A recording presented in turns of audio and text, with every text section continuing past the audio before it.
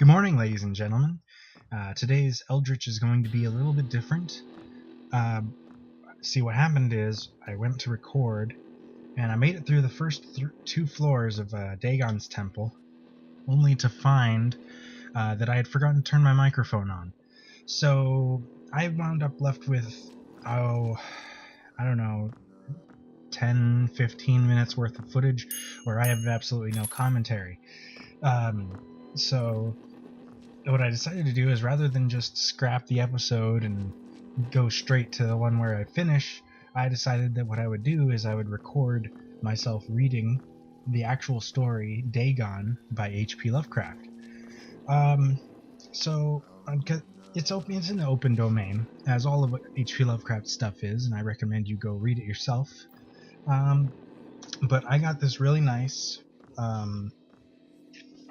very thick, heavy-duty tome filled with H.P. Lovecraft stories from my mom for Christmas this year, or last year, I suppose. So I figured, why not use it? Read a little H.P. Lovecraft for you guys. Let me just find the beginning of the story. So, without further ado, this is Dagon by H.P. Lovecraft.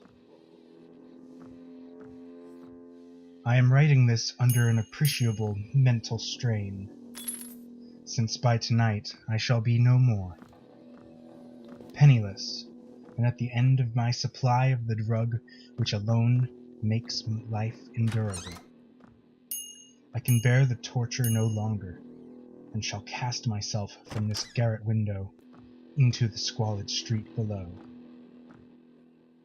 Do not think from my slavery to morphine that I am a weakling or a degenerate. When you have read these hastily scrawled pages, you may guess, though never fully realize, why it is that I must have forgetfulness or death. It was in one of the most open and least frequented parts of the broad Pacific that the packet of which I was supercargo fell a victim to the German sea raider. The Great War was then at its very beginning, and the ocean forces of the Hun had not completely sunk to their later degradation. So that our vessel was made a legitimate prize, whilst we of her crew were treated with all the fairness and consideration due us naval prisoners. So liberal, indeed, was the discipline of our captors, that 5 days after we were taken, I managed to escape, alone in a small boat, with water and provisions for a good length of time. When I finally found myself adrift and free, I had but little idea of my surroundings. Never a competent navigator, I could only guess vaguely by the sun and stars that I was somewhat south of the equator.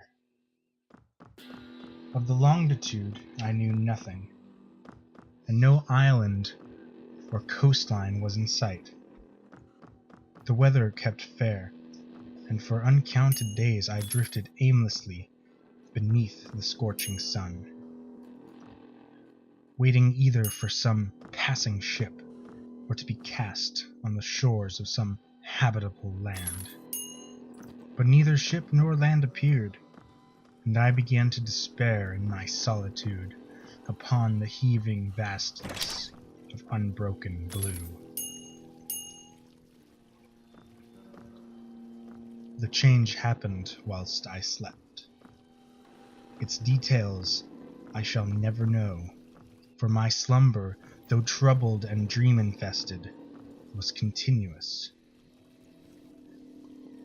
When at last I awoke, it was to discover myself half-sucked into a slimy expanse of hellish black mire, which extended about me in a monotonous undulations as far as I could see, and in which my boat lay grounded some distance away. Though one might well imagine that my first sensation would be of wonder at so prodigious and unexpected a transformation of scenery. I was in reality more horrified than astonished. For there was in the air and in the rotting soil a sinister quality which chilled me to the very core. The region was putrid, with the carcasses of decaying fish, and of other less describable things, which I saw protruding from the nasty mud of the unending plain. Perhaps I should not hope to convey in mere words the unutterable hideousness that can dwell in absolute silence and barren immensity. There was nothing within hearing, and nothing in sight save a vast reach of black slime. Yet the very completeness of the stillness and homogeneity. There was nothing within hearing, and nothing in sight save a vast reach of black slime. Yet the very completeness of the stillness and homogeneity of the landscape oppressed me with a nauseating fear. The sun was blazing down from a sky which seemed to me almost black in its cloudless cruelty, as though reflecting the inky marsh beneath my feet. As I crawled into the standing boat, I realized that only one theory could explain my position. Through some unprecedented volcanic upheaval, a portion of the ocean floor must have been thrown to the surface, exposing regions which for innumerable millions of years had lain hidden under unfathomable watery depths. So great was the extent of the new land which had risen beneath me that I could not detect the faintest noise of the surging ocean, strain my ears as I might. Nor were there any seafowl to prey upon the dead things. For several hours I sat thinking or brooding in the boat, which lay upon its side and afforded a slight shade as the sun moved across the heavens. As the day progressed, the ground lost some of its stickiness and seemed likely to dry sufficiently for traveling purposes in a short time. That night I slept but little, and the next day I made for myself a pack containing food and water, preparatory to an overland journey in search of the vanished sea and possible rescue. On the third morning, I found the soil dry enough to walk upon with ease. The odor of the fish was maddening, but I was too much concerned with graver things to mind so slight an evil, and set out boldly for an unknown goal. All day I forged steadily westward, guided by a faraway hummock, which rose higher than any other elevation on the rolling desert. That night I encamped, and on the following day still traveled toward the hummock, though that object seemed scarcely nearer than when I had first espied it. By the fourth evening I attained the base of the mound, which turned out to be much higher than it had appeared from a distance, an intervening valley setting it out in sharper relief from the general surface. Too weary to ascend, I slept in the shadow of the hill. I know not why my dreams were so wild that night, but ere the waning and fantastically gibbous moon had risen far above the eastern plain, I was awake in a cold perspiration, determined to sleep no more. Such visions as I had experienced were too much for me to endure again, and in the glow of the moon I saw how unwise I had been to travel by day. Without the glare of the parching sun, my journey would have cost me less energy, Indeed, I now felt quite able to perform the ascent which had deterred me at sunset. Picking up my pack, I started for the crest of the eminence. I have said that the unbroken monotony of the rolling plains was a source of vague horror to me, but I think my horror was greater when I gained the summit of the mound and looked down the other side into an immeasurable pit or canyon, whose black recesses the moon had not yet soared high enough to illuminate. I felt myself on the edge of the world, peering over the rim into a fathomless chaos of eternal night.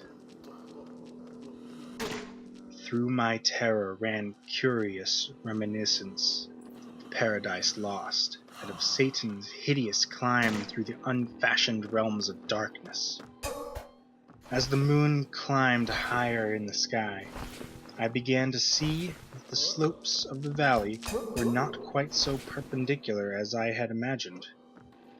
Ledges and outcroppings of rock afforded fairly easy footholds for a descent, whilst after a drop of a few hundred feet, the declivity became very gradual.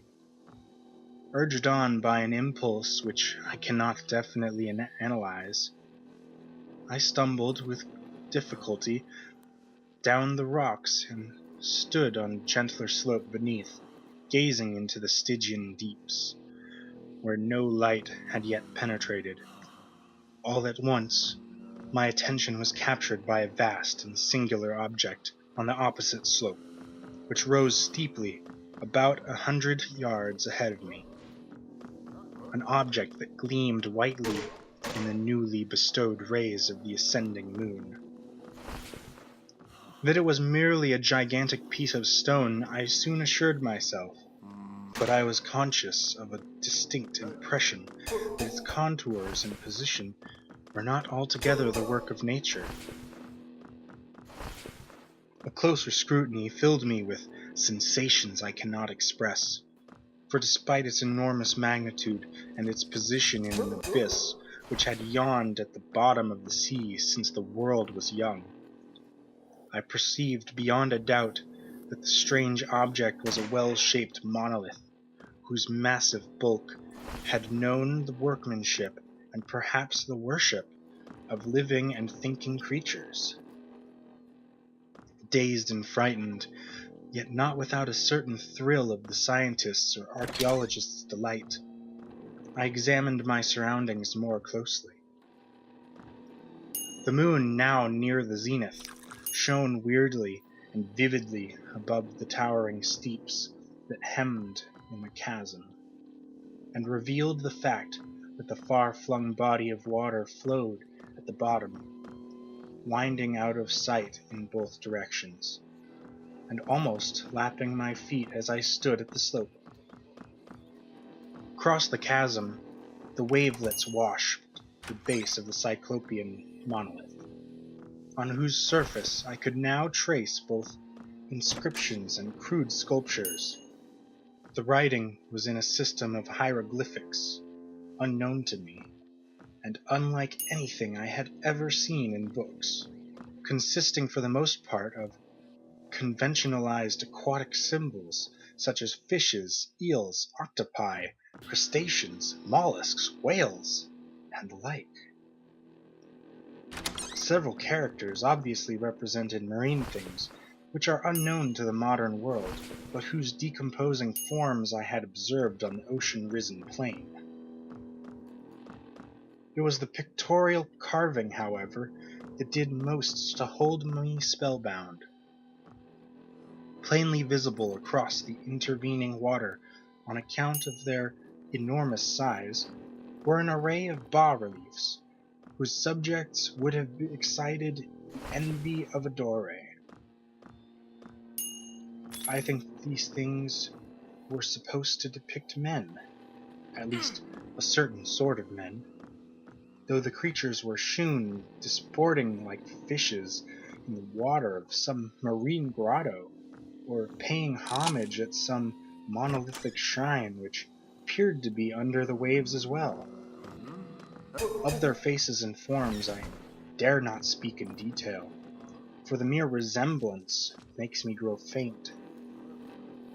Grotesque beyond the imagination of a Poe or a Bulwer.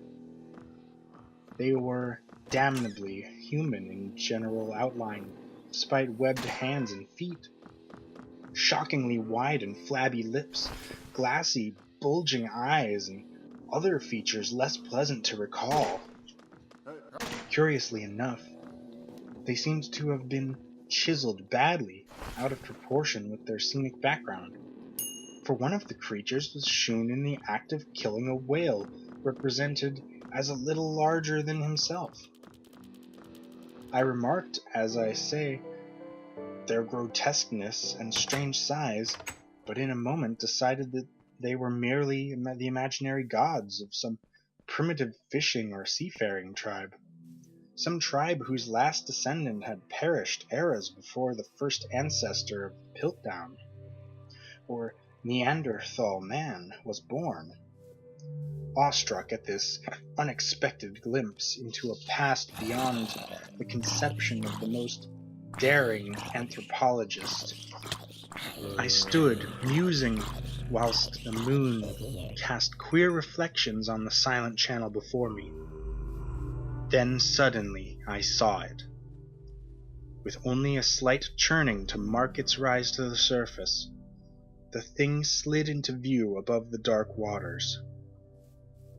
Vast, Polyphemus-like, and loathsome, it darted like a stupendous monster of nightmares to the monolith, about which it flung its gigantic scaly arms, the while it bowed its hideous head and gave vent to certain measured sounds. I think I went mad then. Of my frantic ascent of the slope and cliff, and my delirious journey back to the stranded boat, I remember little. I believe I sang a great deal and laughed oddly when I was unable to sing. I have indistinct recollections of a great storm some time after I reached the boat. At any rate, I know that I heard peals of thunder and other tones which nature utters only in their wildest moods. When I came out of the shadows, I was in San Francisco Hospital, brought thither by a captain of an American ship, which had picked up my boat in mid-ocean. In my delirium, I had said much, and found that my words had given scant attention. Of any land upheaval in the Pacific, my rescuers knew nothing, nor did I deem it necessary to insist upon a thing which I knew they could not believe. Once I sought out a celebrated ethnologist, and amused him with peculiar questions regarding an ancient Philistine legend of Dagon, the fish god. But soon perceiving that he was hopelessly conventional, I did not press my inquiries. It is at night, especially when the moon is gibbous and waning, that I see the thing. I tried morphine, but the drug has given only transient surcease, and has drawn me into its clutches as a hopeless slave. So now I am to end it all, having written a full account for the information or the contemptuous amusement of my fellow men. Often I ask myself if it could not have been a pure phantasm, a mere freak of fever, as I lay sun-stricken and raving in the open boat after my escape from the German man-of-war. This I ask myself, but ever does there come before me a hideously vivid vision in reply.